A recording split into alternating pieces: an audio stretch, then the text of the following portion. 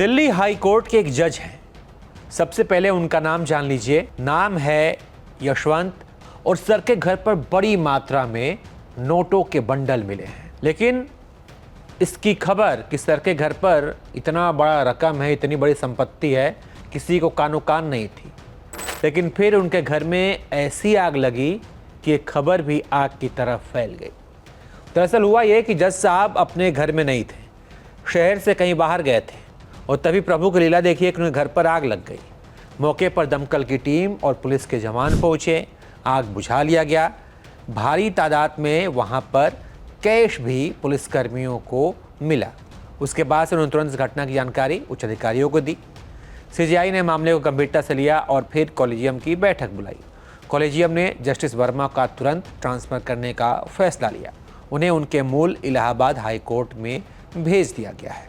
इस मामले में कुछ जजों का कहना है कि सिर्फ तबादला करने से न्यायपालिका की छवि खराब होगी, इसलिए जस्टिस वर्मा से इस्तीफा लिया जाना चाहिए। अगर वो इनकार करते हैं तो उन पर इन हाउस जांच शुरू की जानी चाहिए। अगर ऐसा नहीं होता है तो लोगों का न्यायपालिका से विश्वास उठ जाएगा। दरअसल कई जज इस मामले में सुप्रीम कोर्ट की 1999 में बनाई गई इन हाउस प्रक्रिया के तहत कार्रवाई करने की मांग कर रहे हैं। इस प्रक्रिया के तहत संवैधानिक न्यायालय के जजों यानी कि जस्टिस के खिलाफ भ्रष्टाचार, गलत काम या अनुचित व्यवहार के आरोपों से निपटा जाता है। इस प्रक्रिया के मुताबिक सीजीआई को शिकायत मिलने पर वो जज से जवाब मांगते हैं।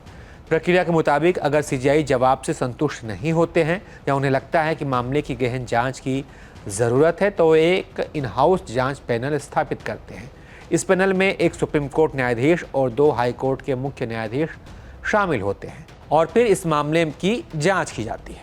अब इस मामले में कुछ वकील भी बरामद की गई रकम के बारे में तुरंत खुलासा करने की मांग कर रहे हैं। अब देखना होगा कि कॉलेजियम मामले में जांच की ज़रूरत समझती है या नहीं, सीजीआई इस मामले में कुछ निर्णय लेते हैं या नहीं, ये आने वाले वक्त में पता चलेगा। बहरहाल अभी तक सीजीआई ने इस मामले में जज से कोई जवाब नहीं मांगा है। बता दें कि जस्टिस को सीधे किसी भी केस में अरेस्ट नहीं किया जा सकता है। इसके लिए सुप्रीम कोर्ट के चीफ जस्टिस को ही फैसला लेना होता है। वो जज से जवाब मांगेंगे और फिर उन्हें लगेगा कि मामला गड़बड़ है तो इसे इन हाउस जांच के लिए वो भेजेंगे। इस मामले में चाह कर भी पुलिस कुछ नहीं कर सकती है, ना तो कोई केस दर्ज कर सकती है और ना ही गिरफ्तारी हो सकती है। बहरहाल आगे क्या होगा ये देखना होगा। बाकी इस पूरे मामले में आप क्या सोचते हैं, आपकी क्या राय है? किसी जज के घर से इतनी बड़ी संख्या में रकम मिलना अपने आप में ये एक बड़ा मामला है और न्यायपालिका पर भी सवाल उठाता है।